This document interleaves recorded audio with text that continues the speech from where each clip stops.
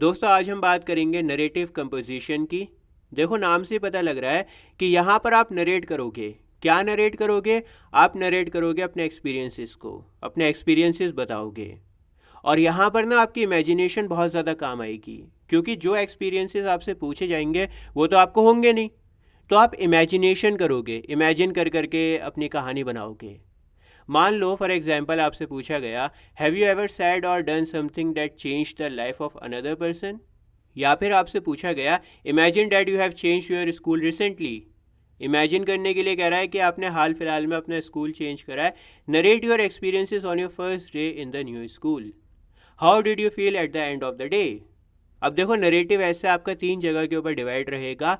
Introductory paragraph, introductory paragraph में आपको बताना पड़ेगा कि ऐसे किस बारे में लिखने जा रहे हो आप, उसका इंट्रोडक्शन देना पड़ेगा। यहाँ पर आप डायरेक्टली अपने एक्सपीरियंसेस के ऊपर जंप नहीं करोगे। अपने एक्सपीरियंसेस को स्टार्टिंग से बताने मत लग जाना, आप पहले इंट्रोडक्शन दोगे। फॉर एग्जाम्पल आपसे पूछा गया, nobody is perfect and everybody makes mistakes. Talk about a mistake you have made and the lessons you have learned. तो इंट्रोडक्शन कैसे लिखोगे? In the long life that people live there are numerous mistakes that they make at least once. Reflecting on myself I admit that I am a person who constantly makes mistakes, many of which make me feel terrible. However, because of these blunders, I have learned many valuable lessons. One of which is the error I made when speaking Korean for the first time. अच्छा, यहाँ पर बहुत ज़रूरी बात यह है कि जब भी आप इस तरह के एसेस को लिखो, अपनी गलतियाँ वगैरह बताओ, तो हमेशा जो टोन रहेगी ना वो पॉजिटिव रहेगी। आपको बार बार बताना पड़ेगा कि मैंने इन गलतियों की वजह से बहुत कुछ सीखा है। कभी भी नेगेटिव ऐसे मत लिखना, हमेशा पॉजिटिव में रहेगा आपका ऐसे। तो ये हो गया इंट्रोडक्शन। उसके बाद में आती है बॉडी। बॉडी आपकी 2 या 3 पैराग्राफ में रहेगी। तो पैराग्राफ चेंज करो, दूसरी लाइन से लिखो, अगर चाहो तो एक लाइन छोड़ भी सकते हो। The story began a few years ago. For the first time, I had the opportunity to travel to Korea with my family and relatives. I am very interested in Korean music, Korean dramas, traditional local food, and so on. And I had a strong desire to visit Korea.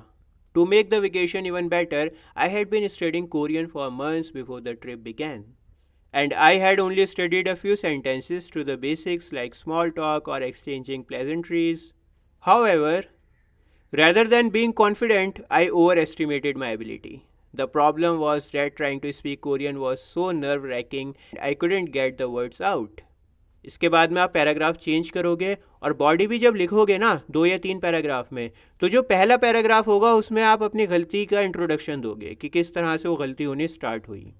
धीरे धीरे कहानी को आगे बढ़ाओगे। और अक्सर बच्चे यहाँ पर ये गलती करते हैं कि वो क्रोनोलॉजिकल ऑर्डर में नहीं लिखते।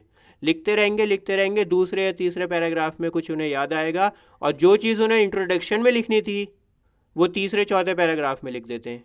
तो ये गलती आपको नहीं करनी, चाहे पॉइंट आपका कितना ही अच्छा हो। सीक्वेंस वाइज चलना है चीज़ों को लेकर। क्रोनोलॉजिकल ऑर्डर में आपको लिखना है और लिखने से पहले आप कुछ पॉइंट्स का एक स्ट्रक्चर बना सकते हो। मैंने आपको पहली वाली वीडियो में भी बताया था कि एक स्ट्रक्चर बना लो कुछ पॉइंट्स का, ताकि आपका जो क्रोनोलॉजिकल ऑर्डर है ना वो बिगड़े नहीं।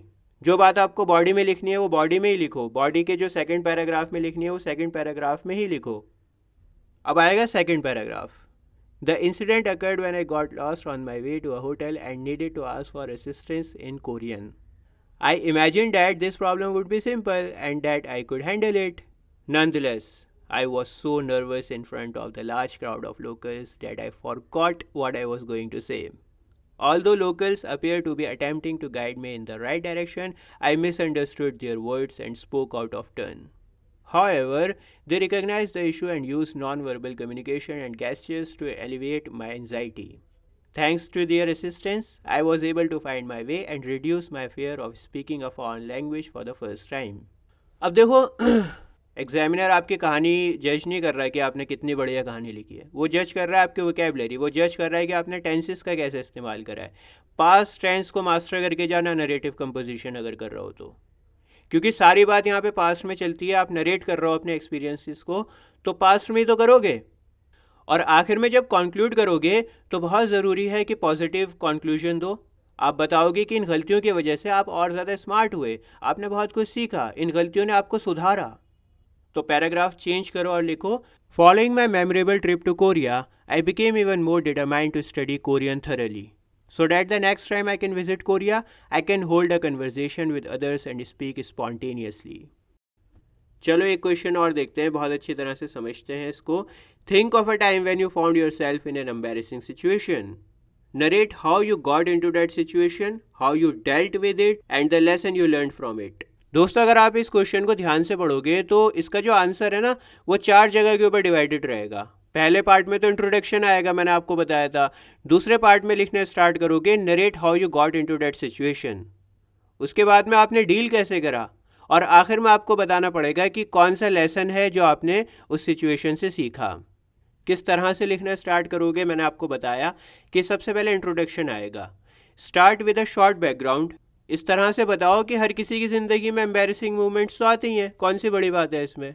उसके बाद धीरे धीरे आप अपनी स्टोरी की तरफ चलोगे कि प्रॉब्लम कहाँ से स्टार्ट होनी शुरू हुई. उसके बाद में आप बॉडी के ऊपर आओगे, स्टेप बाय स्टेप बताओगे आप, और आप डिस्क्राइब करोगे कि आपको कैसा महसूस हुआ और बाकी लोगों ने किस तरह से रिएक्शन दिया. इसके बाद में ह्यूमर डाल सकते हो. ह्यूमर डालने से क्या होगा कि आपका जो ऐसे ना वो नेगेटिव नहीं होगा. मैंने आपको बताया भी था कि नेगेटिव नहीं करना आपको, टोन आपकी पॉजिटिव ही रहेगी. तो ह्यूमर डालने से थोड़ा हल्का हो जाता है, आपकी जो स्टोरी है वो इन्जॉयबल हो जाएगी. और आखिर में बहुत इंपॉर्टेंट है, लेसन आपको ज़रूर लिखना है कि आपने क्या सीखा. कंक्लूजन में आप लिख सकते हो कि कैसे ये सारी चीज़ें ख़त्म हुई और बाद में आपको कैसा महसूस हुआ. चलो सबसे पहले इंट्रोडक्शन देखते हैं. Everyone has been embarrassed at some point in life. For me one of the most unforgettable moments happened in my school days. I can still remember it clearly as if it happened just recently. छोटा सा introduction हो गया. अब लिखना start करो कि कैसे ये सब कुछ स्टार्ट हुआ, दिन की शुरुआत कैसे हुई. यहाँ पर आपका बैकग्राउंड सेट होगा. One morning I had to attend an important lesson before our exams. I was not feeling well because I had drunk 2 big glasses of cold milk for breakfast. My stomach began to ache, and I could not wait for the bell to ring for recess. The moment it rang, I rushed to the restroom as fast as I could. So, without realizing it, I had entered the girls' restroom. Restroom भी washroom को ही कहते हैं, washroom भी लिख सकते हो, instead of the boys. At first, I did not notice anything wrong. I quickly went into a cubicle thinking I was safe. Suddenly, I heard giggles outside.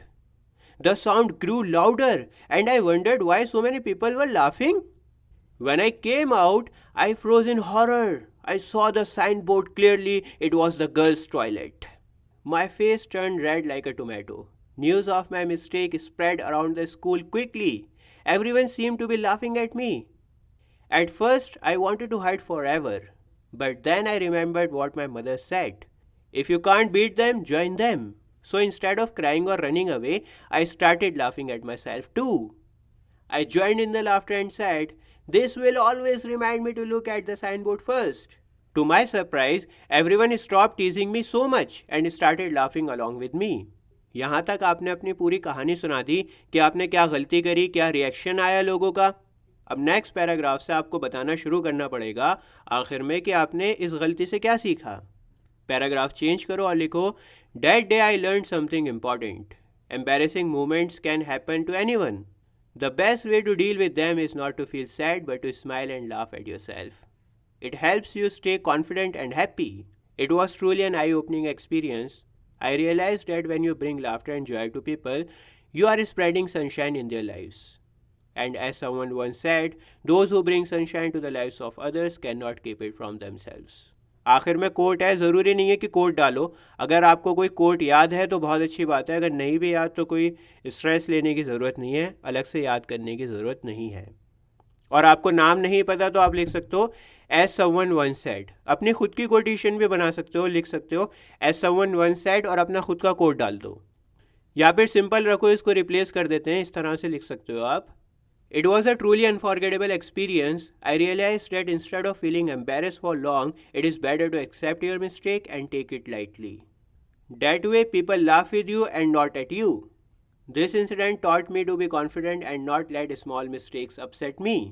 इस तरह से सिंपली भी आप कंक्लूड कर सकते हो, लेकिन ज़रूरी यह है कि आप मेंशन करो कि आपने क्या सीखा, वो इम्पॉर्टेंट है.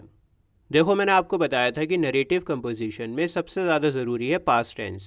इसको आपको मास्टर करना पड़ेगा. मैं आपको कुछ कॉमन मिस्टेक्स बताता हूँ जो बच्चे अक्सर करते हैं। सबसे ज़्यादा गलती होती है पास्ट परफेक्ट का इस्तेमाल गलत तरह से करते हैं। फॉर एग्जाम्पल एक सेंटेंस है, I had finished my work.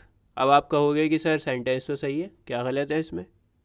देखो ये सेंटेंस ठीक है, लेकिन इसके साथ में ना आपको कोई पास्ट का इवेंट जोड़ना पड़ेगा। अगर कोई और इवेंट नहीं है इसके साथ में तो ये सेंटेंस गलत है। जैसे अगर मैंने कहा I had finished my work before he arrived, before he arrived जो है ना, ये एक और पास्ट इवेंट है जो इसके साथ में जुड़ा है।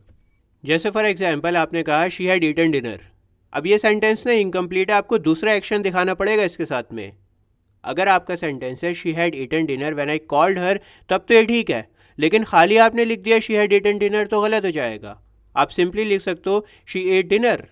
दूसरी सबसे बड़ी गलती बच्चे करते हैं, मॉडल्स का गलत तरह से इस्तेमाल करते हैं।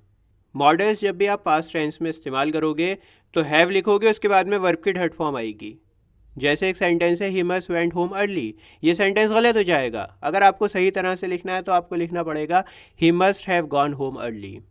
शी शुड टोल्ड मी, गलत सेंटेंस है, आपको लिखना पड़ेगा she should have told me. जैसे कई बार क्या होता है डिड के साथ में सेकंड फॉर्म लगा देते हैं, why did you went there, गलत हो गया ना सेंटेंस। डिड आया है तो वर्ब की फर्स्ट फॉर्म आएगी why did you go there. Would का बहुत जगह पे गलत इस्तेमाल होता है। तो पास्ट टेंस को मास्टर करना पड़ेगा। आप कैसे करोगे? 50 मिनट का पूरा कोर्स डला हुआ है फ्री ऑफ कॉस्ट यूट्यूब के ऊपर। मेरा 50 मिनट के टेंसेस की वीडियो है, उसको देखो, सारे डाउट आपके क्लियर होंगे। बच्चों की तरह मैंने टेंसेस को सिखाया है। कोई भी दिक्कत है उस वीडियो को आप देखो, बहुत कुछ आपको सीखने को मिलेगा। लिंक मैं डिस्क्रिप्शन में डाल दूंगा। तो उम्मीद है आपके नरेटिव कंपोजिशन समझ में आया होगा। अभी जो आपकी स्क्रीन के ऊपर प्लेलिस्ट आ रही है इसके ऊपर आप क्लिक करो, आपको ICSE इंग्लिश लैंग्वेज की सारी वीडियोस मिल जाएंगी बहुत ही आसान लैंग्वेज में। मिलता हूँ आपसे किसी और वीडियो में। जय हिंद।